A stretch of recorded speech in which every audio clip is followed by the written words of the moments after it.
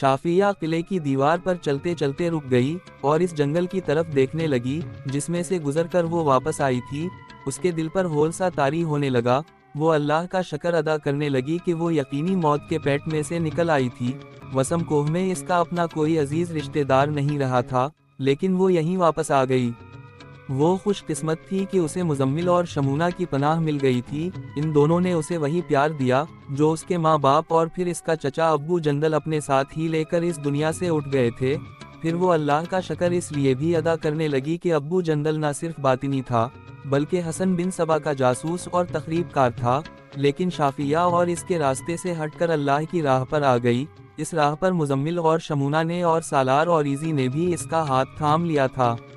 سورج افق تک پہنچ گیا تھا اور شفق بڑی ہی دلکش ہوتی جا رہی تھی۔ شافیہ اس شفق کے رنگ دیکھنے لگی۔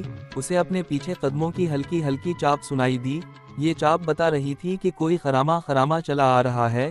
شافیہ نے پیچھے دیکھا، ایک خوبرو جوان آہستہ آہستہ چلا آ رہا تھا۔ شافیہ نے اسے دیکھا اور پھر شفق کی طرف نظریں پھیر لی، لیکن اچانک اس نے پھر پیچھے دیکھا۔ اسے اس جوان سال آدمی کا چہرہ کچھ مانوس سا اور کچھ شناسا لگا۔ اس نے اس چہرے کو غور سے دیکھا اور ذہن پر زور دے کر یاد کرنے لگی کہ یہ چہرہ اسے کہاں نظر آیا تھا۔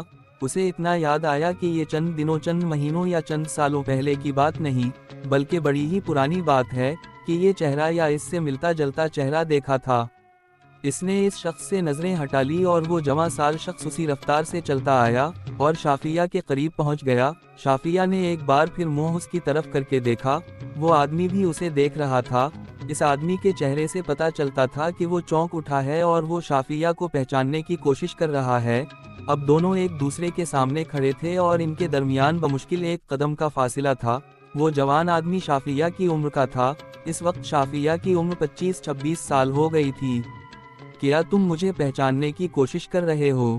شافیہ نے بلاجھجک پوچھا اور جواب سنے بغیر کہا، کوشش کرو، ضرور کوشش کرو۔ مجھے بھی کچھ ایسا لگ رہا ہے کہ ہم پہلے بھی کبھی ملے ہیں، اگر ملے نہیں تو ایک دوسرے کو دیکھا ضرور ہے، اور کچھ ایسا بھی لگتا ہے جیسے ہم نے صرف ایک دوسرے کو دیکھا ہی نہیں بلکہ کسی جگہ ہم اکٹھے رہے ہیں۔ مجھے خوشی ہے کہ تم نے برا نہیں جانا، اس شخص نے کہا، جو تم محسوس کر رہی ہو وہ میں بھی محسوس کر رہا ہوں۔ تم ناصر تو نہیں ہو؟ شافیہ نے پوچھا، خدا کی قسم تم ناصر ہو؟ اب یاد آیا، میری یاد مجھے دھوکہ نہیں دے سکتی، تم میرے بچپن کے ساتھی ہو۔ مجھے وہ کشادہ گلی یاد آ گئی ہے جہاں ہم کھیلا کرتے تھے اور تم مجھ سے اور میں صرف تم سے کھیلا کرتی تھی۔ کیا میں غلط کہہ رہی ہوں؟ تم غلط نہیں کہہ رہی، اس شخص نے کہا، تمہیں میرا نام یاد نہیں رہا؟ شاید بچپن میں میرا نام ناصر ہی ہوگا لیکن بعد میں میرا نام عبید عربی ہو گیا تھا۔ ہاں، تم میرے بچپن کی ساتھی ہو۔ اس کے بعد تم وہاں سے چلی گئی تھی اور پھر شاید تمہیں 1-2 مرتبہ دیکھا ہو اور اس کے بعد میں کہاں کہاں پھیرا اور مجھ پر کیا گزری، یہ لمبی کہانی ہے۔ اصل بات یہ ہے کہ تمہیں یہاں دیکھ کر مجھے بہت ہی خوشی ہوئی ہے۔ کیا تم نے شادی کر لی ہے؟ شافیہ نے پوچھا۔ نہیں شافیہ، عبید عربی نے کہا، لڑکیاں تو بہت ملیں لیکن پیار والی کوئی نہ ملی۔ میں تمہیں دل کی بات بتاتا ہوں، وہ یہ کہ مجھے جسم نہیں چاہیے، وہ محبت چاہیے جو روح کے اندر سے پھوٹا کرتی ہے اور وہ روح کے غنچوں کو بھی کھلا دیتی ہے۔ اس خوبرو جوان آدمی نے شافیہ کی روح کے مرجھائے ہوئے غنچے کو تروتازہ کر کے کھلا دیا۔ اس کا ذہن ایک ہی آران میں ماضی کے اس دور میں پہنچ گیا جب وہ عبید عربی کے ساتھ کھیلا کرتی تھی۔ اسے گئی گزری باتیں یاد آنے لگیں۔ اس کا ساتھ بچپن تک ہی نہیں بلکہ بچپن سے نکل کر لڑکپن تک پہنچ گیا تھا۔ شافیہ کے ماں باپ ایک دوسرے کے بعد اسی عمر میں مر گئے تھے اور اسے اور اس کی چھوٹی بہن کو ان کے چچا ابو جندل نے سنبھال لیا اور بڑے پیار سے پالا پوسا تھا۔ جب ماں مر گئی اور 2-4 مہینوں بعد اس کا باپ بھی مر گیا تو وہ عبید عربی کے ساتھ پہلے سے زیادہ کھیلنے لگی تھی اور اب وہ کھیلتی کم تھی اور عبید کو اپنے پاس بٹھا کر باتیں زیادہ کرتی تھی۔ عبید اس کچی عمر میں بھی شافیہ کو تسلیاں اور دلاسے دیا کرتا تھا۔ نہیں نہیں، شافیہ نے عبید عربی کے کندھے پر ہاتھ رکھ کر کہا، تمہارا نام ناصر تھا؟ عبید عربی نہیں، میں تمہیں ناصر ہی کہوں گی، میرے دل میں وہ ناصر زندہ ہو گیا ہے۔ شافیہ کے جذبات میں جو ہلچل بپا ہو گئی تھی ویسی ہی عبید عربی کے جذبات میں پیدا ہو گئی۔ اسے یاد آنے لگا کہ اس شافیہ کے ساتھ اسے کتنا پیار تھا، اس کے بغیر وہ خوش رہتا ہی نہیں تھا، اپنے ہمجولیوں کے ساتھ تو کھلتا ہی نہیں تھا۔ اسے وہ وقت یاد آنے لگا جب ماں باپ کی موت کے بعد شافیہ اس کے پاس بیٹھ کر رویا کرتی اور انہیں یاد کیا کرتی تھی تو عبید کس پیار سے اسے بہلایا کرتا تھا۔ شافیہ، عبید عربی نے کہا، تم اس عمر میں خوبصورت تو تھی لیکن اتنی نہیں جتنی آج ہو۔ عبید عربی نے یہ بات کچھ ایسے جذباتی لہجے میں اور خوشگوار انداز میں کی تھی کہ شافیہ کھلکھلا کر ہنس پڑی، اور اس بے ساختہ ہنسی نے اس کی ذات سے وہ سارا غبار اڑا دیا جو اسے کچھ دیر پہلے پریشان کیے ہوئے تھا۔ وہ محسوس کیا کرتی تھی جیسے اس کی ذات سے اور اس کے اندر سے دھواں اٹھتا رہتا ہے جس سے اس کا دم گھٹ جاتا ہے۔ عبید عربی کی شگفتگی نے اس کی یہ ساری گھٹن ختم کر دی۔ سورج غروب ہو گیا تھا اور قلعے میں کئی جگہوں پر مشعلیں جل اٹھی تھیں۔ شام گہری ہو گئی تھی۔ شافیہ کو یہ خیال آیا ہی نہیں کہ شمونہ اور مزمل اس کے لیے پریشان ہوں گے۔ تمہاری شادی تو ہو چکی ہوگی؟ عبید عربی نے پوچھا۔ نہیں، شافیہ نے جواب دیا، شادی کی بات سامنے آتی ہے تو یوں لگتا ہے اپنے آپ کو کسی کے ہاتھ بیچ رہی ہوں، شاید گم گزشتہ پیار کی تلاش میں ہوں جو ملنا محال نظر آتا ہے۔ وہ مل گیا ہے، عبید عربی نے کہا، ہم دونوں کو مل گیا ہے، کس کے پاس رہتی ہو؟ اپنا کوئی بھی نہیں رہا، شافیہ نے جواب دیا، اللہ کے دو ایسے بندے مل گئے ہیں جن کے دلوں میں وہی پیار ہے جو میرے ماں باپ کے دلوں میں ہوا کرتا تھا، میں تمہیں ان سے ملواؤں گی۔ تمہیں یہاں زیادہ دیر رکنا نہیں چاہیے، عبید عربی نے کہا، جن کے پاس رہ رہی ہو وہ تمہارے خون کے رشتہ دار نہیں، ایسا نہ ہو کہ وہ تم پر کوئی شک کریں۔ تم اپنی بتاؤ، شافیہ نے پوچھا، تمہارا گھر کہاں ہے؟ پہلے تو تمہیں وسم کوہ میں کبھی نہیں دیکھا۔ میرے بھی ماں باپ مر گئے تھے، عبید عربی نے جواب دیا، تم اصفہان سے اپنے چچا کے ساتھ ہمیشہ کے لیے چلی گئی تھی تو اس کے تھوڑے ہی عرصے بعد میرے ماں باپ بھی مر گئے تھے۔ میں کہیں اور رہتا تھا لیکن اب یہاں رہنے کے لیے آ گیا ہوں۔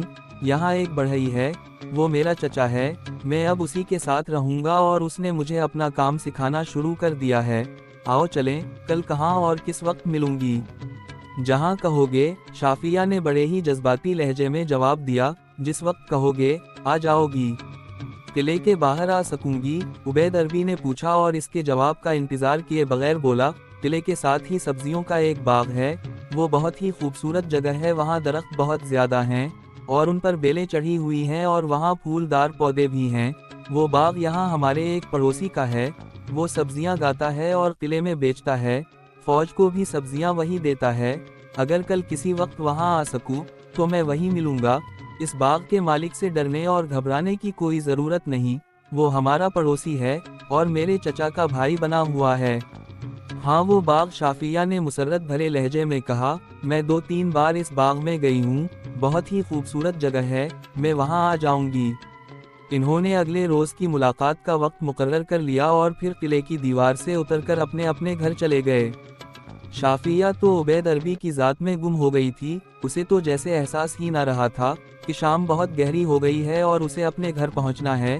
وہ سوچنے لگی کہ مزمل اور شمونہ اسے پوچھیں گے کہ وہ کہاں رہی ہے تو وہ کیا جواب دے گی۔ اس نے کوئی جھوٹ گڑھنا چاہا تو ضمیر نے اس کا ساتھ نہ دیا، وہ مزمل اور شمونہ کے آگے جھوٹ بولنا نہیں چاہتی تھی۔ انہوں نے جو پیار اور جو احترام اسے دیا تھا، اس کی قدر وہ صرف اس طرح کر سکتی تھی کہ ان کے ساتھ مخلص رہے اور صداقت کا دامن نہ چھوڑے۔ وہ گھر میں داخل ہوئی تو شمونہ اس کے لیے خاصی پریشان ہو رہی تھی۔ مزمل نے اسے بتایا کہ وہ اس کی تلاش میں نکلنے ہی والا تھا۔ دونوں نے اس سے پوچھا کہ وہ کہاں چلی گئی تھی، وہ کھانے کے لیے اس کا انتظار کر رہے تھے۔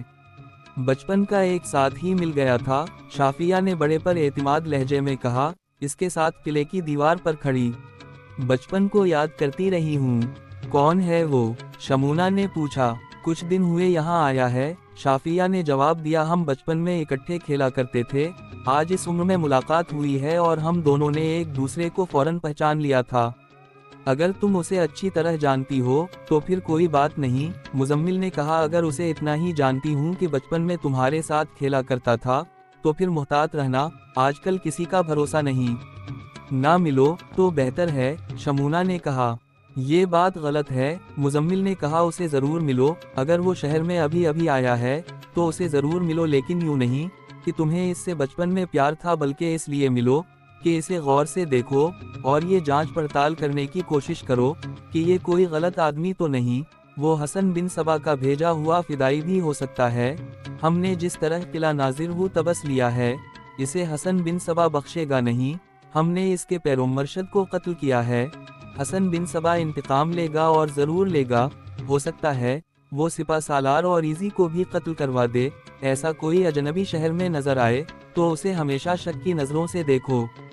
मुजम्मिल आफंदी ने ये जो बात करनी थी बिल्कुल ठीक कही थी। सालार और ईज़ी ने जासूसों और मुखबिरों को बुलाकर ख़ास हिदायत दी थी कि किले में कोई अजनबी आए तो उसे अच्छी तरह ठोक बजाकर देखें।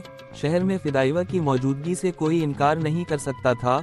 सालार और ईज़ी ने एक ख़ास हिदायत ये दी थी कि ताजिरों का जब माल आता है तो उसे ज़रूर देखें। अगर माल उतारते वक्त अच्छी तरह ना देख सके तो ये देखें इसमें से मुख्तलिफ अशिया कहाँ कहाँ जाती हैं, वहाँ जाकर देखें। और ईज़ी ने बड़ी अक्लमंदी की बात की थी। वो कहता था कि जहाँ फिदाई होंगे वहाँ हशीश ज़रूर होगी, हशीश बाहर ही से आती होगी। हशीश के ज़रिए फिदाइवा को पकड़ा जा सकता है। उससे पहले किसी शहर में और किसी किले में ऐसी जांच पड़ताल और देखभाल का किसी को भी ख्याल ना आया था। और ईज़ी को एहसास था कि अब्दुल मलक बिन अताश को वो मरवा कर वो खुद भी जिंदा नहीं रह सकता, इस पर कातिलाना हमला होना ही था। शाफिया की ज़बानी मालूम हुआ कि इस खूबरू जवान साल आदमी का असल नाम नासिर था और वो यहाँ आकर उबैद अरबी बन गया था। लेकिन शाफिया ने नाम की तरफ तवज्जो दी ही नहीं थी।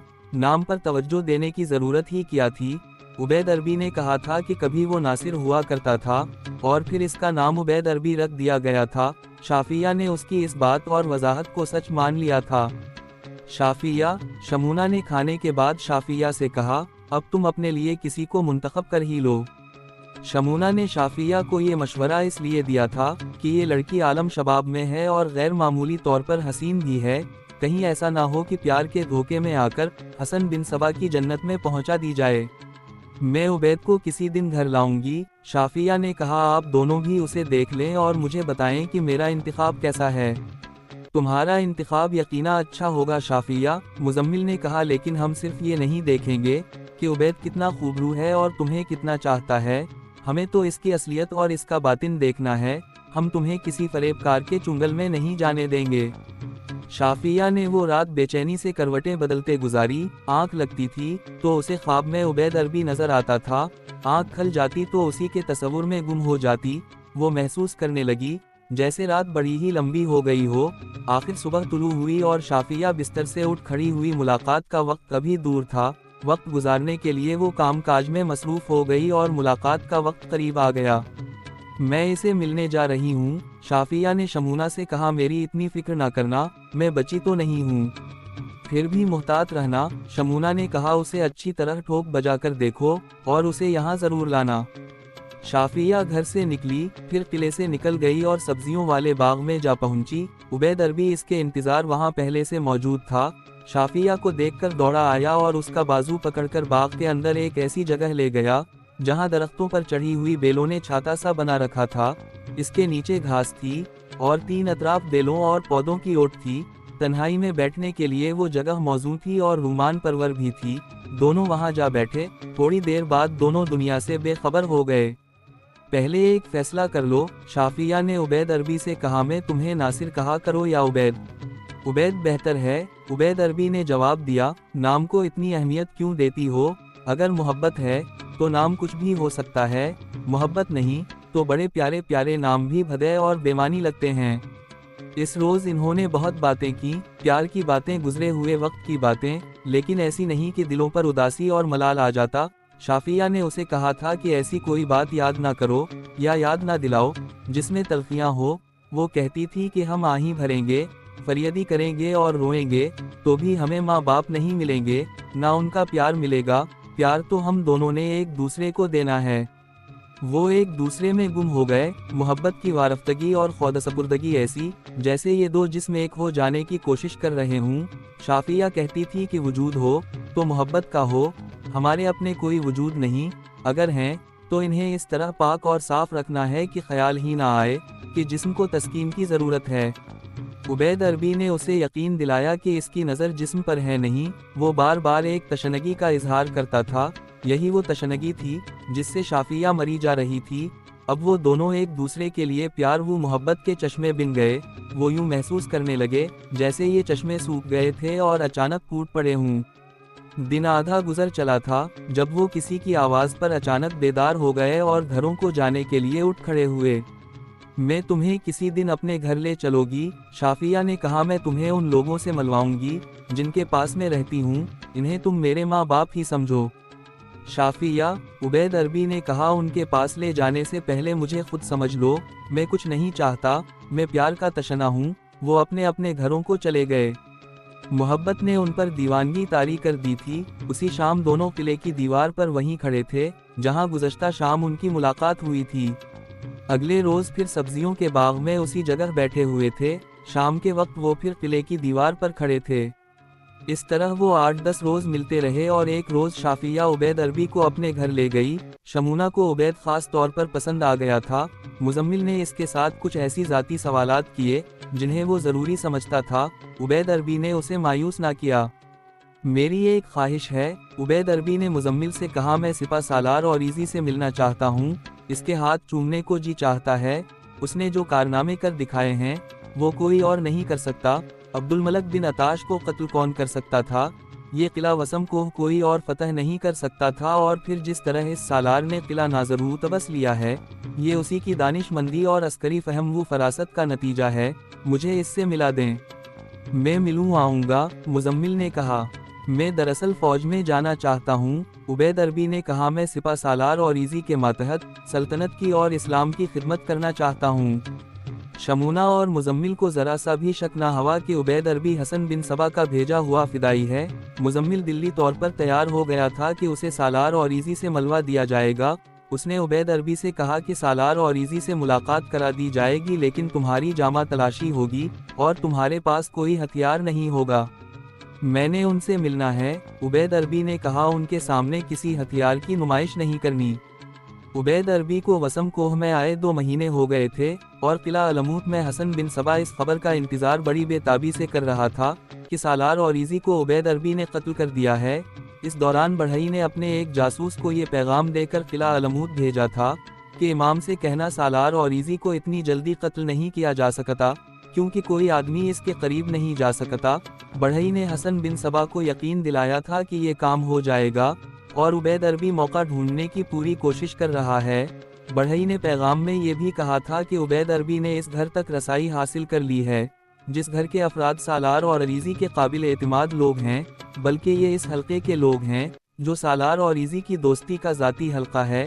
उम्मीद है उन लोगों के ज़रिए सालार और ईजी तक उबैद अरबी पहुँच जाएगा।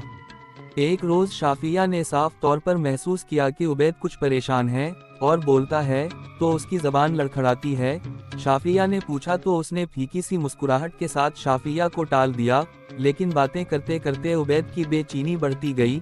एक बार उसने यूं किया कि शाफिया का एक हाथ इसके हाथ में था और उसने अपनी उंगलियां शाफिया की उंगलियों में उलझा रखी थीं।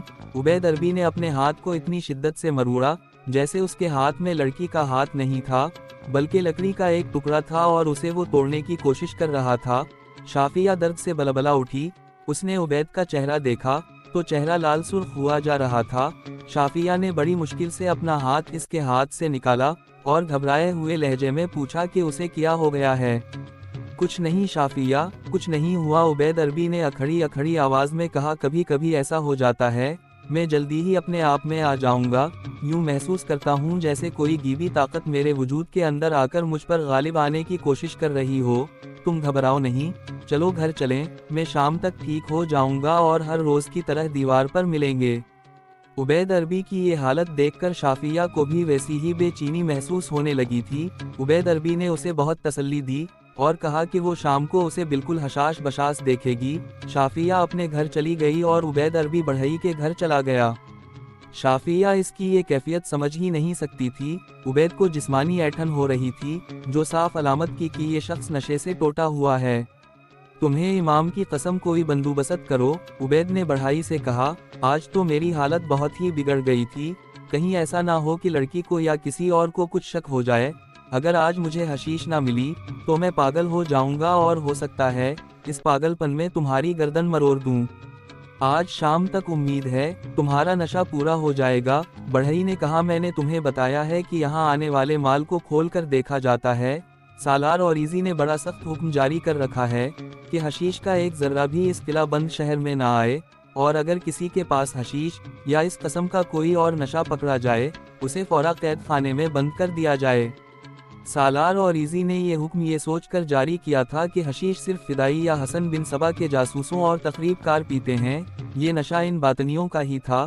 سالار اور ایزی نے سوچا تھا کہ ان لوگوں کو یہاں نشہ نہ ملا تو یہاں سے بھاگ جائیں گے، پھر بھی کسی نہ کسی طریقے سے حشیش وہاں پہنچ ہی جاتی تھی، مگر اتنی زیادہ دن ہو گئے تھے، علمود سے حشیش نہیں آئی تھی۔ عبید عربی نشے سے ٹوٹا ہوا تھا۔ دن کے پچھلے کھا جب سورج مغرب کی طرف اتر رہا تھا، شافیہ قلعے کی دیوار پر جانے کے لیے تیار ہو رہی تھی۔ ہر شام اس کی عبید عربی کے ساتھ ملاقات ہوتی تھی۔ شافیہ گھر سے نکلنے ہی لگی تھی کہ مزمل آ گیا۔ اس نے شافیہ کو بازو سے پکڑا اور اندر شمونا کے پاس لے گیا۔ میں تمہیں بہت بری خبر سنانے لگا ہوں شافیہ، مزمل نے کہا، وقتی طور پر تمہیں یہ خبر بری لگے گی، لیکن اچھا ہوا کی ایک بہت بڑے خطرے کا پہلے ہی علم ہو گیا ہے۔ شمونا اور شافیہ کے رنگ اتنی سی بات سے ہی اڑ گئے، دونوں خبر سننے کو بے تاب ہو گئیں۔ خبر یہ تھی کہ تاجروں کا مال اونٹوں سے قلعے کے باہر اترا تھا۔ مال سے مال کے تبادلے وہی ہوا کرتے تھے، جس روز تاجروں کا مال آتا تھا اس روز وہاں بہت ہی رونق اور لوگوں کا جمگھٹا ہوتا تھا۔ ویسے بھی وہاں منڈی لگتی تھی، لیکن اتنے زیادہ لوگ ہر روز نہیں ہوتے تھے۔ سالار اور ایزی کے حکم کے مطابق وہاں کچھ لوگ گھومتے رہتے اور دیکھتے پھرتے کہ کون کیا لایا ہے اور یہاں کون کیا خرید کر قلعے کے اندر لے جا رہا ہے۔ ایک مخبر نے ایک آدمی کو دیکھا جو الگ تھلگ کھڑا تھا اور اس کے ہاتھ میں کپڑے کا ایک تھیلا تھا۔ یہ تھیلا اتنا سا ہی تھا کہ چپے کے اندر چھپایا جا سکتا تھا۔ مخبر نے دیکھا کہ بڑھئی اور عبید عربی اس کے پاس کھڑے باتیں کر رہے تھے۔ پھر بڑھئی نے وہ تھیلا اس سے لے لیا اور اپنی چپے کے اندر کر کے اوپر بازو رکھ دیے اور ایک طرف چل پڑا۔ عبید عربی بھی اس کے پیچھے گیا۔ مخبر کو کچھ شک ہوا، اس نے ان دونوں آدمیوں کو بتایا جو کسی بھی تاجر کا مال کھول کر دیکھ سکتے تھے۔ یہ دونوں آدمی دوڑتے ہوئے بڑھئی اور عبید عربی کے پیچھے گئے۔ انہیں دیکھ کر وہ دونوں بھی دوڑ پڑے اور ایک دروازے میں داخل ہو گئے۔ یہ قلعے کی ایک طرف کا دروازہ تھا۔ وہ بھاگ کر جا ہی کہاں سکتے تھے، انہیں قلعے کے اندر پکڑ لیا گیا۔ انہیں یہ تھیلا جس آدمی نے دیا تھا وہ پہلے ہی کہیں روپوش ہو گیا تھا۔ اس تھیلے کو کھول کر دیکھا تو اس میں خشک حشیش بھری ہوئی تھی۔ یہ خاصی لمبی مدت استعمال کے لیے کافی تھی۔ بڑھئی اور عبید عربی کو پکڑ کر کوتوال کے پاس لے گئے۔ کوتوال نے دونوں کو قید خانہ میں بھیج دیا۔ شافیہ نے جب سنا کہ عبید عربی قید خانے میں بند ہو گیا ہے تو اس کے آنسو بہنے لگے اور وہ مزمل کے پیچھے پڑ گئی کہ وہ اسے قید خانے میں لے چلے۔ وہ عبید عربی سے ملنا چاہتی تھی۔ وہ کہتی تھی کہ عبید عربی ایسا آدمی نہیں۔ شمونا اور مزمل اسے سمجھانے کی کوشش کرنے لگے کہ کسی انسان کا پتہ نہیں ہوتا کہ وہ درپردہ کیا ہے، لیکن شافیہ عبید عربی کے خلاف کچھ سننے کو تیار نہیں تھی۔ وہ کہتی تھی، عبید ایسا آدمی نہیں اور یہ ضرور کہیں غلط فہمی ہوئی ہے۔ مزمل نے شافیہ کی یہ جذباتی حالت دیکھی تو وہ پریشان سا ہو گیا۔ اس نے شافیہ سے کہا کہ وہ جا کر معلوم کرتا ہے کہ عبید عربی حشیش اپنے پاس رکھنے کا مجرم ہے یا نہیں۔ ہو سکتا ہے اسے معلوم ہی نہ ہو اور یہ حشیش اس کے چچا بڑھائی کے لیے آئی ہو۔ مزمل آفندی اور بن یونس سالار اور ایزی کے خاص آدمی تھے، اور ایزی نے ان دونوں کو جاسوسی کے محکمے میں باقاعدہ طور پر رکھ لیا تھا، لیکن اور ایزی کے ساتھ ان کے تعلقات دوستانہ بھی ہو گئے تھے۔ قید خانے میں کوئی اور آدمی نہیں جا سکتا تھا، لیکن مزمل اور بن یونس کے لیے کہیں بھی کوئی رکاوٹ نہیں تھی۔ مزمل بن یونس کو ساتھ لے کر قید خانے کے محتمم سے ملا اور کہا کہ وہ ان دو قیدیوں سے ملنا چاہتا ہے جنہیں گزشتہ روز حشیش کے سلسلے میں گرفتار کر کے یہاں بھیجا گیا تھا۔ محتمم نے اسی وقت قید خانے کے دروقہ کو بلا کر کہا کہ ان دونوں کو ان دو قیدیوں کے پاس لے جائیں جن کے قبضے سے حشیش برآمد ہوئی تھی۔ دروقہ نے ان دونوں کو لے گیا اور دروقہ نے ہی انہیں بتایا کہ بڑھئی کو اعزارثانی والے کمرے میں لے جایا گیا ہے اور اسے بہت ہی اذیتیں دی جا رہی ہیں، لیکن وہ بتا نہیں رہا کہ یہ حشیش کہاں سے آئی تھی۔ اس پر شک یہ ہے کہ وہ فدائی ہے اور علمود کا جاسوس بھی ہے۔ عبید عربی کے متعلق دروقہ نے بتایا کہ وہ کوٹھری میں بند ہے اور وہ تو یوں سمجھو کہ پاگل ہو چکا ہے۔ دروقہ نے یہ رائے دی کہ وہ نشے سے ٹوٹا ہوا معلوم ہوتا ہے اور بھول ہی گیا ہے کہ وہ انسان ہے۔ بڑھئی کو تو دیکھنے کی کوئی ضرورت نہیں تھی۔ مزمل اور بن یونس کوٹری تک گئے جس میں عبید عربی بند تھا۔ اس نے جب مزمل کو دیکھا تو دوڑ کر سلاخوں تک آیا اور سلاخوں کو پکڑ کر جھنجھوڑنے لگا۔ خدا کے لیے مجھے تھوڑی سی حشیش دے دو، عبید عربی نے چلا چلا کر کہا، میں مر جاؤں گا، مجھے اتنی زیادہ اذیت دے کر نہ مارو، مجھے حشیش نہیں دیتے تو مار ڈالو۔ مزمل نے اسے بتایا کہ حشیش تو قلعے میں بھی داخل نہیں ہو سکتی، اسے قید خانے میں حشیش کیسے دی جا سکتی ہے۔ عبید عربی نے یہ سنا تو اس نے سلاخوں کو پکڑ کر زور زور سے اپنا سر سلاخوں کے ساتھ مارا، اس کی پیشانی سے خون بہنے لگا۔ دروقہ ساتھ تھا، اس نے جب اس قیدی کی یہ حالت دیکھی تو 2-3 سنتریوں کو پکارا۔ 3 سنتری دوڑے آئے، دروقہ نے انہیں کہا کہ وہ رسیاں لے آئیں اور اس قیدی کے ہاتھ پیٹھ پیچھے باندھ دیں اور ٹانگیں بھی باندھ دیں۔ وہ طریقہ بڑا ہی ظالمانہ تھا جس سے عبید عربی کے ہاتھ اور پاؤں باندھے گئے۔ مزمل اور بن یونس وہاں سے آ گئے، عبید عربی کی چیخیں دور تک ان کا تعاقب کرتی رہیں۔ اسے تھوڑی سی حشیش دے دی جائے تو یہ بتا دے گا کہ حسن بن صبا کے ساتھ اس کا کوئی تعلق ہے۔ مزمل نے دروقہ سے کہا صاف پتہ چلتا ہے یہ نشے سے ٹوٹا ہوا ہے، پھر بھی نہیں بتائے گا۔ دروقہ نے کہا ہمیں ان لوگوں کا بہت تجربہ ہے، اسے تھوڑی سی بھی حشیش مل گئی تو یہ شیر ہو جائے گا، پھر تو یہ بولے گا ہی نہیں۔ مزمل اور بن یونس قید خانے سے مایوسی کے عالم میں نکل آئے۔ ان دونوں کو اگر کچھ دلچسپی تھی تو وہ شافیہ کے ساتھ تھی۔ ان دونوں کو تو یقین ہو گیا تھا کہ عبید عربی حشیش کے نشے سے ٹوٹا ہوا ہے اور یہ مشکوک آدمی ہے۔ اب یہ معلوم کرنا تھا کہ اس کا تعلق حسن بن صبا کے ساتھ ہے یا نہیں، لیکن شافیہ نہیں مان رہی تھی۔ ان دونوں نے گھر جا کر شافیہ کو یقین دلانے کی کوشش بھی کی، لیکن وہ نہیں مانتی تھی۔ وہ روتی اور بری طرح تڑپتی تھی، کہتی تھی مجھے سالار اور ایزی تک لے چل، واؤ میں عبید کو قید خانے سے نکلوا لوں گی۔ سالار اور ایزی قلعے کا امیر بھی تھا، وہ عبید عربی کو چھوڑ سکتا تھا، لیکن مزمل اور بن یونس ایسی سفارش نہیں کرنا چاہتے تھے۔ وہ جانتے تھے کہ سالار اور ایزی باطنیوں کے معاملے میں کس قدر حساس ہے اور انتقام سے بھرا ہوا ہے۔ اگلے روز شافیہ کی جذباتی حالت بہت ہی بگڑ گئی اور اس نے رو رو کر برا حال کر لیا۔ اس نے مزمل کو مجبور کر دیا کہ وہ آج بھی قید خانے میں جائے اور عبید عربی کو دیکھ کر آئے اور اسے بتائے کہ وہ کس حال میں ہے۔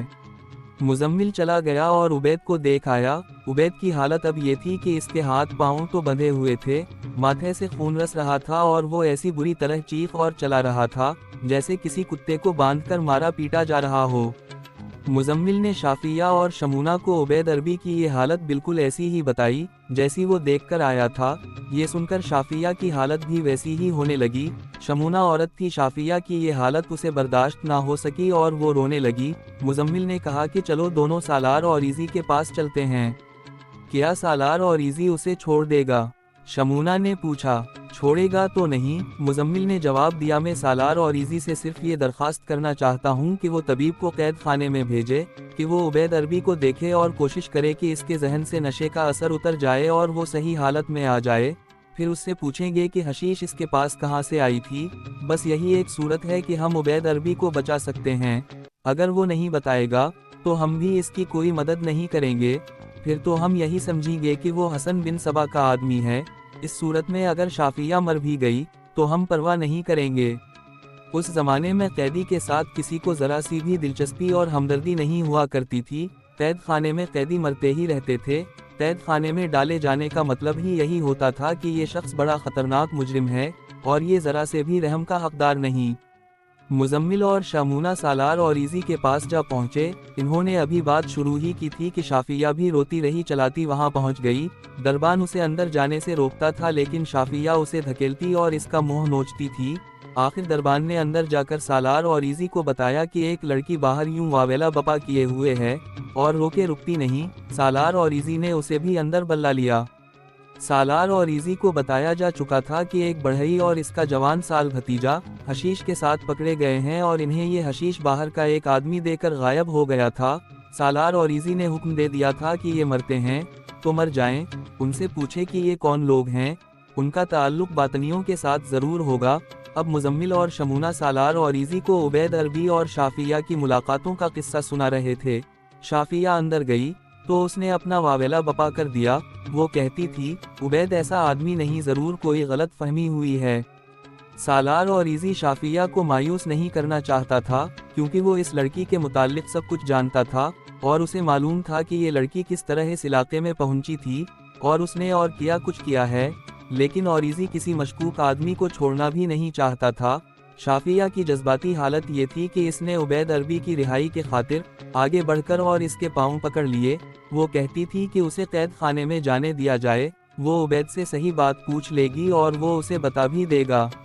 سالار اور ایزی نے حکم دیا کہ طبیب کو قید خانے میں بھیجا جائے کہ وہ عبید عربی کی مرہم پٹی کرے اور اگر کوئی دوائی کارگر ہو سکتی ہے تو وہ بھی دے، اور شافیہ کو بھی قید خانے میں جانے دیا جائے کہ یہ عبید کی حالت اپنی آنکھوں سے دیکھ لے۔ طبیب اور شافیہ قید خانے میں گئے، مزمل اور شمونہ ان کے ساتھ تھے۔ قید خانے کے 2 سپاہی بھی ان کے ساتھ ہو لیے تاکہ عبید عربی کو قابو میں رکھا جائے۔ عبید کی حالت پہلے سے زیادہ بری اور قابل رحم ہو چکی تھی، اس کے ہاتھ پاؤں بندھے ہوئے تھے اور وہ فرش پر لوٹ پوٹ ہو رہا تھا اور اس کے حلق سے بڑی ڈراؤنی آوازیں نکل رہی تھیں۔ ایک سپاہی نے آگے بڑھ کر سلاخوں والا دروازہ کھول دیا۔ شافیہ دوڑ کر اندر چلی گئی، کوٹھڑی میں ناقابل برداشت بدبو تھی۔ عبید نے شافیہ کو دیکھا تو رو رو کر اس کی منتیں کرنے لگا کہ انہیں کہو اسے کھول دیں۔ اس نے چیخنا چلانا بند کر دیا، وہ اب شافیہ شافیہ ہی کہے جا رہا تھا۔ اس کے ماتھے سے خون بہہ بہہ کر اس کے چہرے پر جم گیا تھا۔ شافیہ نے فرش پر بیٹھ کر اس کا سر اپنی گود میں رکھ لیا اور اسے اس طرح تسلی دلاسے دینے لگی جیسے ماں دودھ پیتے بچے کے ساتھ پیار کیا کرتی ہے۔ شافیہ شافیہ، عبید عربی حناپتی آواز میں کہہ رہا تھا، مجھے پاگل ہونے سے بچا لو، ان لوگوں سے مجھ بچا لو، اپنی پناہ میں لے لو مجھے شافیہ شافیہ۔ طبیب عبید کی مرہم پٹی کرنا چاہتا تھا اور اسے کوئی دوائی بھی دے دی تھی، لیکن شافیہ کی وارفتگی اور دیوانگی کا یہ عالم تھا کہ اس نے عبید کو اپنی گود میں اور زیادہ گھسیٹ لیا اور اپنا ایک گال اس کے چہرے پر رکھ دیا۔ شافیہ تو شاید بھول ہی گئی تھی کہ وہاں اس کے اور عبید کے سوا کوئی اور بھی موجود ہے۔ تم میری پناہ میں ہوں عبید، شافیہ نے اس کے ساتھ پیار کرتے ہوئے کہا، ہم دونوں اللہ کی پناہ میں ہیں، تم پاگل نہیں ہوں گے اور یہ لوگ جو یہاں موجود ہیں تمہارے ہمدرد اور غمخوار ہیں، زخم کی مرہم پٹی کرا لو، پھر میں تمہارے پاس بیٹھو گی۔ نہیں، عبید عربی نے شافیہ کا ایک بازو دونوں ہاتھ میں بڑی مضبوطی سے پکڑ لیا اور بولا، تم چلی جاؤ گی، مجھے ان لوگوں کے حوالے کر کے نہ جانا، یہ لوگ مجھے مار ڈالیں گے، پانی پلاؤ شافیہ، پانی مجھے کچھ چاہیے، پتہ نہیں کیا چاہیے۔ شافیہ نے اسے بٹھا کر اپنے ہاتھوں پانی پلایا، پھر اپنے ہاتھوں اس کے چہرے سے خون دھو ڈالا اور پھر طبیب نے اس کی مرہم پٹی کر دی۔ اگر شافیہ اسے مرہم پٹی کروانے کو نہ کہتی تو وہ طبیب کو اپنے قریب بھی نہ آنے دیتا۔ عبید عربی کی ذہنی حالت بالکل بگڑ گئی تھی، وہ بے معنی سی باتیں بھی کر جاتا تھا اور اس کی بعض باتیں تو پلے ہی نہیں پڑتی تھیں، اس کی زبان جیسے اکڑی ہوئی تھی، جو صحیح الفاظ بھی بولنے کے قابل نہیں رہی تھی۔ اس نے بڑبڑاتے ہوئے کہا، خدا نے آدم کو جنت سے نکال دیا تھا، اس نے یہ الفاظ اس طرح کہے تھے جیسے خواب میں بول رہا ہو، شافیہ کے سوا یہ الفاظ کوئی نہ سمجھ اور سن سکا۔ طبیب نے تھوڑے سے پانی میں ایک دوائی کے چند قطرے ڈال کر شافیہ کو پیالہ دیا کہ اسے پلا دے۔ شافیہ کے ہاتھ سے اس نے یہ دوائی پی لی۔ کچھ دیر انتظار کیا گیا تو دیکھا کہ عبید عربی پر خاموشی طاری ہو گئی تھی اور نیند سے اس کا سر ڈولنے لگا تھا، یہ دوائی کا اثر تھا۔ ذرا ہی دیر بعد عبید عربی کی آنکھیں بند ہو گئی اور سر ڈھک گیا، اسے فرش پر لیٹا دیا گیا۔ طبیب نے اشارہ کیا کہ سب لوگ یہاں سے نکل چلیں۔ شافیہ وہاں سے اٹھتی نہیں تھی، لیکن طبیب نے اس کے کان میں کچھ کہا تو وہ اٹھ کھڑی ہوئی۔ سب باہر نکل آئے اور کوٹھڑی کا دروازہ پھر مقفل کر دیا گیا۔ شافیہ سلاخوں کو پکڑ کر وہیں کھڑے سوئے ہوئے عبید عربی کو دیکھتی رہی۔ شمونہ نے اسے پکڑا اور ساتھ لے آئی۔ یہ سب دروقہ کے ساتھ قید خانے کے دفتر میں جا بیٹھے۔ میں حیران ہوں محترم طبیب، دروقہ نے کہا، کل یہی شخص سلاخوں کے ساتھ اپنا سر پھوڑ رہا تھا، اگر ہم اسے باندھ نہ دیتے تو اب تک یہ زندہ نہ ہوتا۔ میں حیران ہوں آج اس لڑکی کو دیکھ کر، یہ قیدی آگ سے پانی بن گیا ہے۔ میں نے اسے بڑی ہی غور سے دیکھا ہے۔ طبیب نے یوں بات کی جیسے قاضی فیصلہ سنا رہا ہو۔ مجھے اس کے کل کے رویے کے متعلق کچھ بتایا دیا گیا تھا۔ میں نے خود دیکھا ہے کہ اس لڑکی کے ساتھ لگ کر وہ بالکل ٹھنڈا ہو گیا تھا۔ میں نے اسے جو دوائی دی ہے یہ صرف نیند کے لیے ہے۔ میں اسے سلانا چاہتا ہوں تاکہ اس کا تھکا ٹوٹا ہوا ذہن ٹھکانے پر آ جائے، اسے علاج نہ سمجھا جائے۔ میں نے اس کا علاج دیکھ لیا ہے، یہ علاج صرف شافیہ کے پاس ہے۔ شافیہ اس کے پاس آتی رہے تو یہ اپنی صحیح ذہنی حالت پر آ جائے گا۔ یہ نشے سے ٹوٹا ہوا ہے اور خطرہ ہے کہ یہ اپنا دماغی توازن کھو بیٹھے گا۔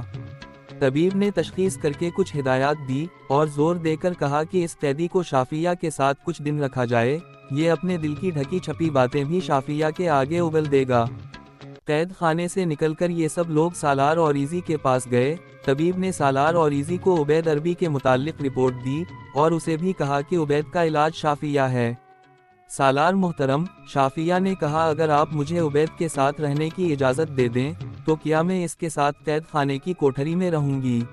میں اس کے ساتھ وہاں بھی رہنے کو تیار ہوں۔ کیا یہ نہیں ہو سکتا کہ اسے کسی اچھی جگہ منتقل کر دیا جائے جہاں میں اس کے ساتھ دلجمعی کے ساتھ رہ سکوں؟ میں پہلے جو بات نہیں مانتی تھی وہ اب مان لی ہے۔ عبید نشے سے ٹوٹا ہوا ہے، مجھے اس سے پہلے کبھی شک بھی نہیں ہوا تھا کہ یہ کوئی نشہ کرتا ہے۔ اگر آپ اس سے کچھ اور پوچھنا چاہتے ہیں تو وہ میں پوچھ لوں گی، مجھے پورا یقین ہے کہ یہ باطنی نہیں۔ جذبات سے نکلو شافیہ، سالار اور ایزی نے کہا مجھے اب یقین ہونے لگا ہے کہ عبید اور یہ بڑھئی حسن بن صبا کے بھیجے ہوئے آدمی ہیں۔ مجھے خطرہ یہ نظر آ رہا ہے کہ عبید تمہیں محبت کا دھوکہ دے رہا ہے اور یہ لوگ تمہیں یہاں سے اڑا لے جائیں گے اور قلعہ علمود میں حسن بن صبا کے حوالے کر دیں گے۔ یہ لوگ اتنے پکے ہوتے ہیں کہ بڑھئی نے ابھی تک کچھ نہیں بتایا، حالانکہ اسے ایسی اذیتیں دی گئی ہیں جو ایک تندرست گھوڑا بھی شاید برداشت نہ کر سکے۔ عبید ابھی کچا معلوم ہوتا ہے۔ شافیہ نے سالار اور ایزی کو کہا تھا کہ عبید کو کسی اچھی جگہ منتقل کر دیا جائے تو وہ اس سے اگلوا لے گی کہ وہ اصل میں کیا ہے، کہاں سے آیا ہے اور کس ارادے سے آیا ہے، اور اس بڑھئی کے ساتھ اس کا کیا تعلق ہے۔ سالار اور ایزی کو تو اصل راز کی ضرورت تھی، کسی کو اذیت میں ڈالنا ضروری نہیں تھا۔ اس نے حکم دے دیا کہ عبید عربی کو کسی اچھی جگہ منتقل کر دی جائے۔ یہ جگہ قید خانے کے باہر بھی ہو سکتی ہے اور وہاں پہرا کھڑا کر دیا جائے، یعنی عبید کو قیدی قرار دے کر رکھا جائے اور شافیہ جس وقت چاہے اور جتنی دیر تک چاہے اس کے پاس رہ سکتی ہے۔ عبید عربی کو اسی دن قلعے میں ایک کمرہ تیار کر کے بھیج دیا گیا اور باہر 2 سپاہی پہرے پر کھڑے کر دیے گئے۔ اس کمرے میں بڑا اچھا پلنگا اور نرم بستر تھا اور ضرورت کی دوسری چیزیں بھی وہاں موجود تھیں۔ ایک ملازم بھی وہاں بھیج دیا گیا۔ اس رات شافیہ عبید عربی کے کمرے میں آئی اور اس نے دیکھا کہ بہت دیر سو کر وہ کچھ سکون میں آ گیا تھا۔ اسے دراصل یہ تھوڑا سا سکون اس لیے ملا تھا کہ اسے قید خانے سے نکال دیا گیا تھا اور شافیہ اس کے پاس تھی، ویسے وہ ذہنی طور پر ٹھیک نہیں لگتا تھا۔ شافیہ اس کے پاس پلنگا پر اسی طرح بیٹھی جس طرح وہ سبزیوں کے باغ میں بیلوں اور پودوں کی اوٹ میں بیٹھا کرتے تھے۔ اب اس کمرے میں جس کا دروازہ بند تھا اور کسی کے آنے کا خطرہ نہیں تھا، شافیہ نے اور زیادہ جذباتی مظاہرے کیے جن میں بناوٹ نہیں بلکہ اس کی روح شامل تھی۔ عبید اس کے ساتھ اس طرح لگ کر بیٹھ گیا تھا جس طرح ڈرا سہما ہوا بچہ ماں کی آغوش کی پناہ میں جا دبکتا ہے اور اپنے آپ کو محفوظ سمجھنے لگتا ہے۔ اس میں کوئی شک نہیں تھا کہ عبید عربی حشیش کے نشے سے ٹوٹا ہوا تھا۔ جن فدائیوں کو باہر قتل یا کسی دوسری واردات کے لیے بھیجا جاتا تھا، انہیں حشیش ملتی رہتی تھی اور وہ جیسا نشہ بھی طلب کرتے انہیں مل جاتا تھا۔ لیکن وسم کوہ میں جیسا کہ سنایا جا چکا ہے، سالار اور ایزی نے حشیش اور دوسری منشی اشیاء کی بھی بندش لگا رکھی تھی۔ حشیش نہ ملنے کے اثرات تو دماغ پر بہت ہی برے ہوتے تھے، لیکن سب سے بڑا نقصان یہ ہوتا کہ ایسا آدمی جو نشے سے ٹوٹا ہوا ہوتا تھا محض نشے کی خاطر راز اگل دیتا تھا۔ عبید کو پاگل ہو جانا چاہیے تھا، لیکن شافیہ ایک ایسا نشہ تھا جس نے عبید کے دماغ سے حشیش نہ ملنے کے اثرات زائل کرنے شروع کر دیے۔ اس کے ساتھ طبیب کی دوائی کے اثرات بھی تھے۔ طبیب اپنی دوائی کی خوراک کم کرتا جا رہا تھا، اس سے عبید کو نیند کم آنے لگی تھی۔ مختصر یہ کہ شافیہ کے والہانہ پیار نے اور طبیب کی دوائی نے عبید کو نشے کی طلب کی اذیت سے نکال لیا۔ ایک روز شافیہ پیار ہی پیار میں اسے اس بات پر لے آئی کہ وہ اپنا آپ بے نقاب کر دے۔ عبید عربی تو جیسے اسی انتظار میں تھا کہ شافیہ اس سے یہ بات پوچھے۔ اس نے بڑی لمبی کہانی شروع کر دی۔ اس نے شافیہ کو سنایا کہ جب شافیہ اصفہان سے اپنے چچا ابو جندل کے ساتھ ہمیشہ کے لیے چلی گئی تھی تو تھوڑا ہی عرصے بعد عبید اپنے ماں باپ کے ساتھ ایک قافلے میں کہیں جا رہا تھا۔ اس کا باپ تاجر تھا اور مال بیچنے اور خریدنے کے لیے جا رہا تھا۔ پہلی بار وہ اپنی بیوی اور بیٹے کو بھی ساتھ لے گیا۔ اس وقت عبید کا نام ناصر تھا اور یہی وہ نام تھا جو اس کے ماں باپ نے رکھا تھا۔ راستے میں قافلے پر لٹیروں نے حملہ کر دی۔ عبید عربی نے سنایا کہ لٹیروں نے جہاں سب کچھ لوٹ لیا وہاں یہ ظلم بھی کیا کہ خوبصورت بچیوں اور جوان لڑکیوں کو اٹھا کر لے گئے، اور ایک لٹیرے نے اسے بھی اٹھا لیا۔ اسے ابھی تک یاد تھا کہ اس لٹیرے نے اپنے ساتھی سے کہا تھا کہ بڑا ہی خوبصورت بچہ ہے۔ اس وقت اس کی عمر 12-13 سال تھی۔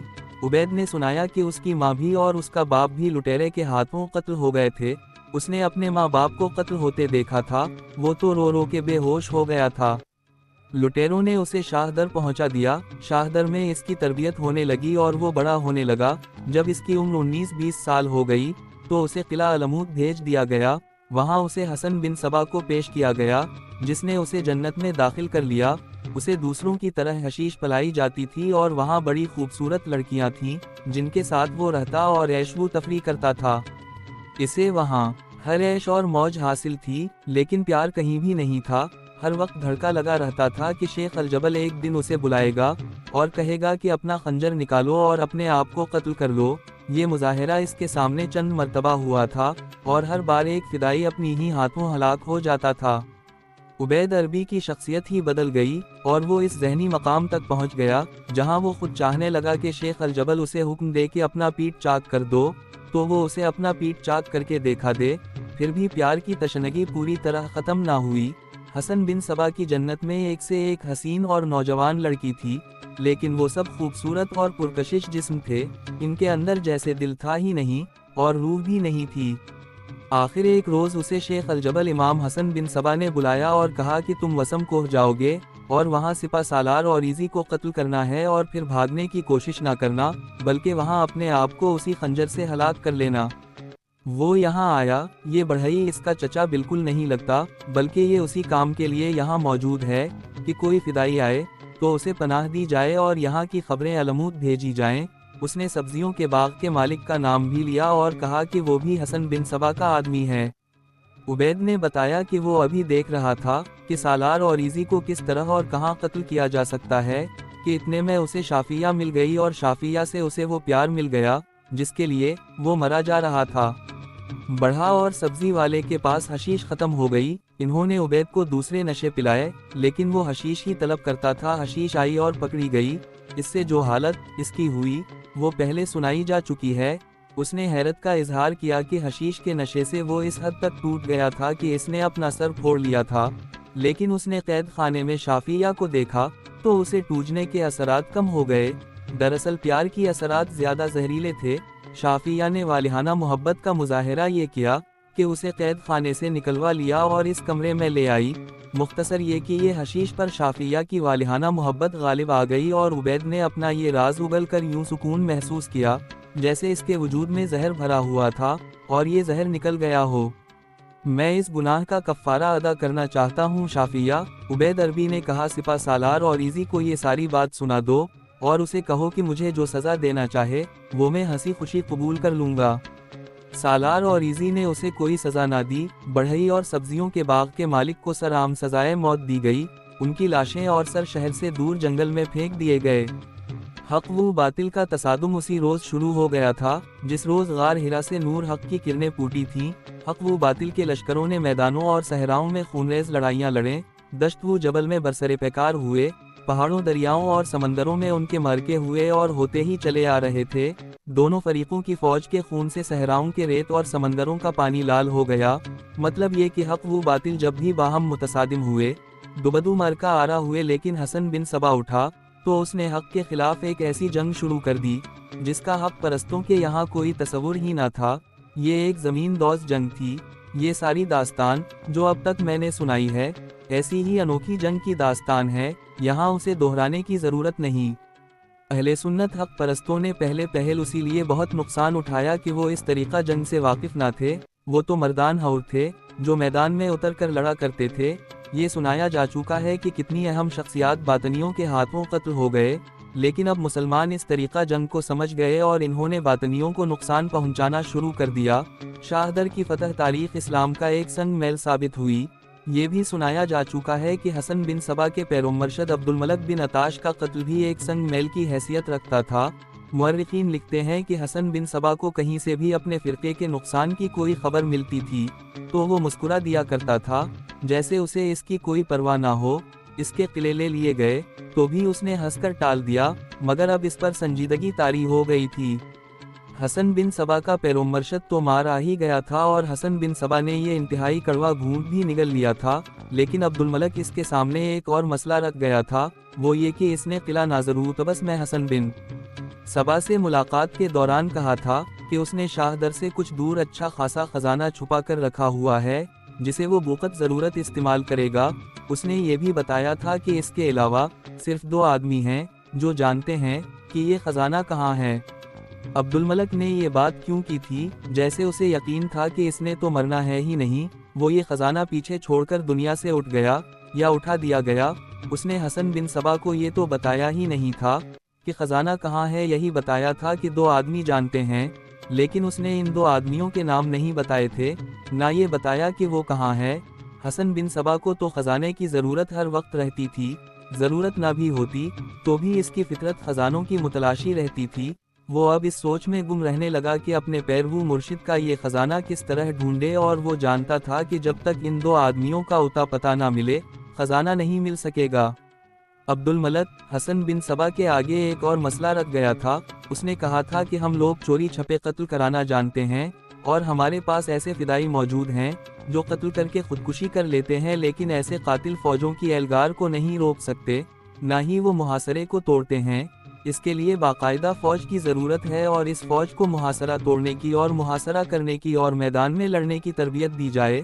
اس نے حسن بن صبا سے یہ بھی کہا تھا کہ جن سلجوقیوں نے شاہ در لے لیا ہے وہ اب سیدھے علموت پر آئیں گے، اور کوئی بعید نہیں کہ وہ علموت کو بھی فتح کر لیں۔ حسن بن صبا نے اس تجویز پر سنجیدگی سے سوچنا شروع کر دیا تھا۔ اس نے اپنے مشیروں کو بتا دیا تھا کہ وہ ایک لشکر تیار کر لیں اور پھر اس کی تربیت کا بندوبست کیا جائے۔ جس طرح اللہ تبارک و تعالیٰ نے کفار کو شکست دینے کے لیے ابابیلیں بھیجی تھیں جن کی چوچوں میں کنکریاں تھیں، اسی طرح حسن بن صبا کے فرقے کے خاتمے کے لیے خداوند تعالیٰ نے کنکریاں والی ابابیلوں کا ہی بندوبست کر دی۔ یہ اللہ کی مدد کی تھی، اور اللہ حق پرستوں کو کچھ عرصہ آزمائش میں ڈال کر ان کی مدد کا بندوبست کر ہی دیا کرتا ہے، ورنہ شافیہ جیسی حسین و جمیل اور مصیبت زدہ لڑکی ایسے باطنیوں کی ہلاکت کا باعث نہ بنتی جو سالار اور ایزی کو قتل کرنے آئے تھے اور وسم کوہ میں رہ کر نہ جانے اور کتنی اور کیسی تباہی لاتے۔ ایسا دوسرا کردار جو تاریخ کے اس باب میں ابھرا وہ نور تھی، اور اس کے ساتھ اس کا باپ تھا۔ شافیہ کی طرح نور بھی حسین و جمیل اور جوان سال لڑکی تھی۔ اس کی داستان سنائی جا چکی ہے، یہ کہنا غلط نہیں کہ شاہ در کی فتح کا باعث اس کا باپ بنا تھا، اور وہ خود بھی۔ اب وہ مروم سلطان کے محل میں تھی۔ سلطان محمد نے اسے اور اس کے باپ کو خاصا انعام و اکرام دیا تھا، اور دونوں کو محل میں رہنے کے لیے جگہ دے دی تھی۔ نور اب آزاد تھی، حسین بھی تھی، جوان بھی تھی، اسے اب زندگی سے لطف اٹھانا چاہیے تھا، اور یہ اس کا حق بھی تھا۔ اس پر جو گزری تھی وہ بڑا ہی دردناک حادثہ تھا۔ اسے ایک بوڑھے نے زبردستی اپنی بیوی بنا لیا تھا، لیکن اس کی حیثیت ایک زرخرید لونڈی جیسی تھی۔ وہ تو جہنم سے نکل کر جنت میں آئی تھی، اب اس پر کوئی پابندی نہیں تھی۔ وہ اپنی پسند کا کوئی آدمی دیکھ کر اس کے ساتھ شادی کر سکتی تھی۔ ایک سے بڑھ کر ایک امیر زادہ اس کی راہ میں آنکھیں بچھانے کو بے تاب تھا، لیکن اس کی اپنی بے تابیاں کچھ اور ہی نوعیت کی تھی۔ اس کے اندر انتقام کی آگ جل رہی تھی۔ بعض اوقات بیٹھے بیٹھے وہ کسی سوچ میں کھو جاتی اور اچانک پھٹ پڑتی اور باپ سے کہتی تھی کہ وہ کچھ کرنا چاہتی ہے۔ وہ اس پر مطمئن نہیں تھی کہ اس کا خاوند سزائے موت پا گیا ہے اور عبد الملک بن عطاش بھی جہنم واصل ہو چکا ہے، اور ان کا انتہائی مضبوط اڈا جسے شاہ در کہتے تھے حق پرستوں کے قبضے میں آ گیا ہے۔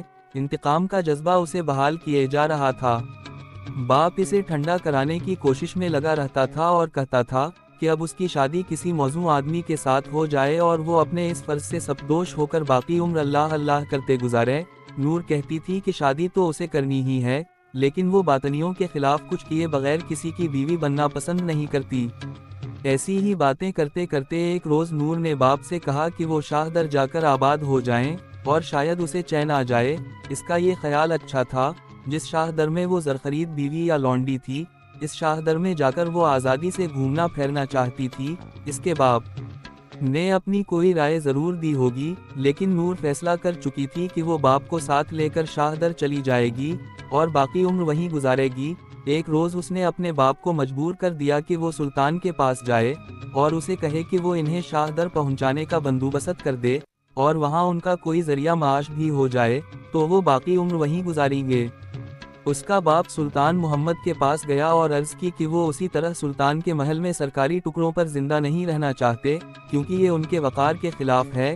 باپ نے کہا کہ وہ کوئی ایسا بوڑھا تو نہیں ہو گیا کہ اپنے ہاتھوں کچھ کما نہ سکے، وہ شاہ در کو ہی موزوں سمجھتا ہے جہاں وہ اپنی روزی خود کمائے گا۔ سلطان محمد نے اسی وقت حکم دے دیا کہ نور اور اس کے باپ کو شاہ در پہنچا دیا جائے اور سنجر کو یہ پیغام دیا جائے کہ اس باپ بیٹی کو اتنی زمین دے دی جائے جو انہیں باعزت روٹی بھی دے اور معاشرے پر وقار مقام بھی بن جائے۔ اس طرح کچھ دنوں بعد نور اور اس کا باپ شاہ در پہنچ گئے۔ انہیں سرکاری انتظامات کے تحت گھوڑا گاڑی میں وہاں تک پہنچایا گیا تھا۔ سنجر کو سلطان کا حکم دیا گیا کہ انہیں زمین اور مکان فوراً دے دیا جائے۔ سنجر تو ان پر بہت ہی خوش تھا۔ نور باپ نے جو کارنامہ کر دکھایا تھا جس کی قیمت تو دی ہی نہیں جا سکتی تھی۔ سنجر نے انہیں ایک تو بڑا ہی اچھا مکان دے دیا اور پھر قلعے کے باہر اچھی خاصی زرخیز زمین بھی دے دی، کچھ مالی امداد بھی دی تھی تاکہ یہ اپنی زمین کی کاشت شروع کر سکیں۔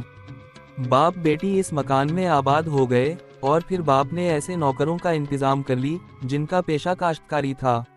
نور اس محل میں گئی جہاں عبد المالک اور اس کا بھائی احمد شہنشاہوں کی طرح رہتے تھے۔ وہ جب اس محل میں داخل ہوئی تو اس کا دم گھٹنے لگا۔ وہ یوں محسوس کرنے لگی جیسے اس کا خاوند یہی ہے، اور جون ہی وہ اندر داخل ہوئی خاوند اسے دبوچ لے گا، لیکن جب وہ اس محل میں داخل ہوئی تو سنجر کی دونوں بیویوں نے اس کا استقبال بڑے ہی پیار اور خلوص کے ساتھ کیا۔ وہ جانتی تھی کہ اس لڑکی اور اس کے باپ نے شاہ در کی فتح میں کیا کردار ادا کیا ہے۔ نور نے وہ کمرہ دیکھا جس میں وہ اپنے بوڑھے خاوند کے ساتھ راتیں بسر کرتی تھی۔ اب اس کمرے میں کوئی پلنگا نہیں تھا، نہ اس وقت کی کوئی چیز موجود تھی۔ وہاں سنجر کے 3 بچے اطالیق سے دینی تعلیم لے رہے تھے۔ نور کو روحانی تسکین ہوئی۔ اس کی ذات میں انتقام کی جو آگ بھڑک رہی تھی وہ کچھ سرد ہو گئی۔ اس کا باپ علی الصبا اپنی زمین پر چلا جاتا اور نوکروں سے کام کروایا کرتا تھا۔ انہیں کچھ کھیتیاں تو ایسی مل گئی تھیں جن میں فصل پک رہی تھی۔ نور اپنے لیے اور باپ کے لیے کھانا تیار کر کے وہی کھیتوں میں لے جایا کرتی تھی۔ باپ اسے کہتا تھا کہ کھانا نوکر لے آیا کرے گا، لیکن نور آزاد گھومنا پھرنا چاہتی تھی اور اسے یہ کھیت جو قلعے کے باہر تھے بڑے ہی اچھے لگتے تھے۔ یہ اس کی نئی زندگی کا آغاز تھا۔ ایک روز دوپہر کے وقت باپ کے ساتھ کھانا کھا کر نور کھیتوں کی طرف نکل گئی۔ فصل کی ہریالی سمندر کی لہروں جیسی لگتی تھی۔ ہوا کہ جھونکوں سے لہلہاتے کھیت اس پر کچھ اور ہی کیفیت طاری کرنے لگے۔ وہ 2 کھیتوں کے درمیان آہستہ آہستہ چلی جا رہی تھی کہ سامنے سے ایک جوان سال آدمی آتا نظر آیا۔ اس شخص کی عمر 30 سال سے کچھ اوپر لگتی تھی۔ بڑا ہی خوبرو جوان تھا۔ دور سے ہی نور کو اس کا چہرہ شناس اور مانوس سا لگا۔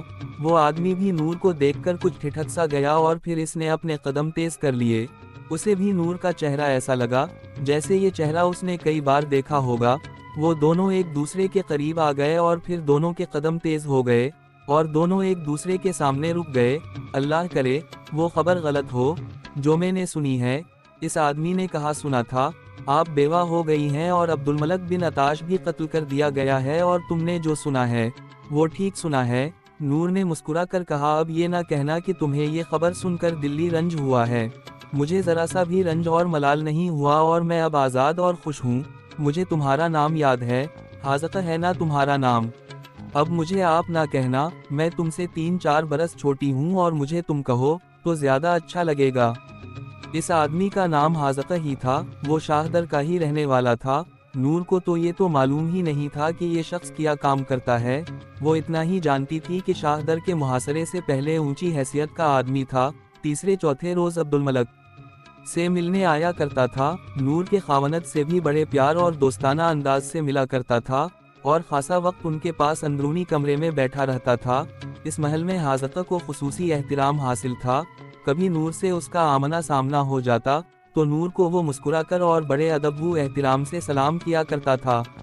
نور کو یہ شخص دلی طور پر اچھا لگتا تھا، لیکن اس کے ساتھ اس سے بات کرنے کا کبھی موقع نہیں ملا تھا، صرف مسکراہٹوں کا تبادلہ ہوتا تھا۔ اونچی حیثیت کا ہونے کے علاوہ یہ شخص خوبرو تھا، دراز قد تھا اور قد کاٹ میں اتنی جاذبیت تھی کہ عورتیں اسے رک کر دیکھتی تھیں۔ تب نور کے دل میں ایک خواہش سر اٹھانے لگی کہ اس شخص کو کسی دن روک لے اور اپنے کمرے میں بٹھائے اور اس کے ساتھ باتیں کرے۔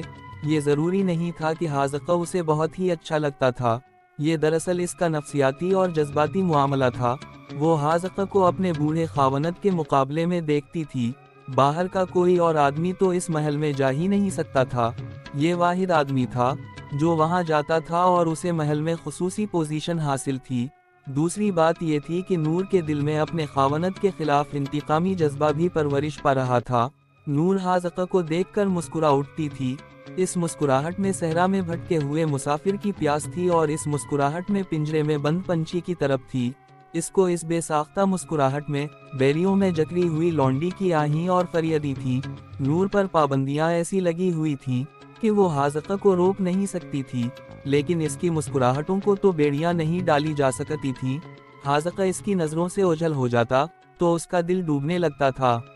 اب وہ حاذقہ اس کے سامنے کھیتوں میں کھڑا تھا۔ نور نے پہلے تو کچھ یوں محسوس کیا جیسے وہ حاذقہ کو خواب میں دیکھ رہی ہو یا یہ اس کا تصور ہو، لیکن جب باتیں ہوئیں تو حاذقہ اس کے سامنے حقیقی روپ میں آ گیا۔ اب نور آزاد تھی، شاید اسی لیے وہ پہلے سے زیادہ حسین لگتی تھی۔ اس کے چہرے پر اداسی اور مظلومیت کے تاثرات نہیں تھے جو اس کے چہرے پر چپکے رہ گئے تھے۔ اس کی بیڑیاں ٹوٹ چکی تھیں، شاہ در کی دنیا ہی بدل گئی تھی۔ عبد الملک کا محل تو وہی تھا، لیکن اب اس میں وہ نحوست اور ابلیسیت نہیں تھی۔ اب نور کے اور حاذقہ کے درمیان کچھ بھی کوئی بھی انسان حائل نہیں ہو سکتا تھا۔ میرا خیال تھا تم یہاں نہیں ہوگے، نور نے حاذقہ سے کہا اور بے اختیار اس کا ایک ہاتھ اپنے ہاتھ میں لے لیا۔ مجھے جانا ہی کہا تھا، حاذقہ نے نور کا ہاتھ مضبوطی سے پکڑتے ہوئے کہا۔ یہ لوگ حسن بن سبا کے فرقے کے تھے اور میں اہل سنت ہوں اور پکا مومن ہوں۔ میں نے تو اللہ کا شکر ادا کیا ہے کہ ان کا تختہ الٹ گیا ہے اور اسلام ایک بار پھر شاہ در میں داخل ہو گیا ہے۔ کیا تم شہر میں رہتے ہو؟ نور نے پوچھا۔ نہیں، حاذقہ اپنے ایک گاؤں کی طرف اشارہ کر کے کہا، میں اس گاؤں میں رہتا ہوں، اکیلا ہی رہتا ہوں۔ اکیلا کیوں؟ نور نے پوچھا۔ بیوی دھوکہ دی گئی ہے، حاذقہ نے جواب دیا، علموت بھاگ گئی ہے، وہ باطنیوں کے جال میں آ گئی تھی، یہ مجھے بعد میں پتا چلا، مجھے اس کا کوئی غم نہیں، وہ ایک ابلیس کی مرید تھی، اچھا ہوا اسی کے پاس چلی گئی ہے اور میں دھوکے اور فریب سے محفوظ ہو گیا ہوں۔ نور نے حاذقہ کو بتایا کہ یہ اتنی زیادہ زمین اور کھیتیاں اسے اور اس کے باپ کو سلطان نے عطا کی ہیں اور شہر میں بڑا ہی اچھا اور کشادہ مکان بھی دیا ہے۔ حاذقہ نے اسے بتایا کہ اس کے آگے گاؤں کے ارد گرد تمام کھیتیاں اس کی ہیں اور ان کھیتوں نے اسے اچھی خاصی دولت دی ہے اور شہر میں عزت بھی دی ہے۔ آؤ میں تمہیں اپنے باپ سے ملواؤں، نور نے کہا اور حاذقہ کا بازو پکڑ کر اس کی طرف چل پڑی جہاں اس کا باپ کام کروا رہا تھا۔ نور کے باپ نے دیکھا کہ اس کی بیٹی ایک آدمی کو اپنے ساتھ لا رہی ہے تو وہ اس کی طرف چل پڑا، ذرا قریب گیا تو اس کے قدم رکنے لگے کیونکہ وہ حاذقہ کو پہچانتا ہی نہیں بلکہ جانتا بھی تھا۔ نور کا باپ عبد الملک کا قابل اعتماد خادم بنا ہوا تھا۔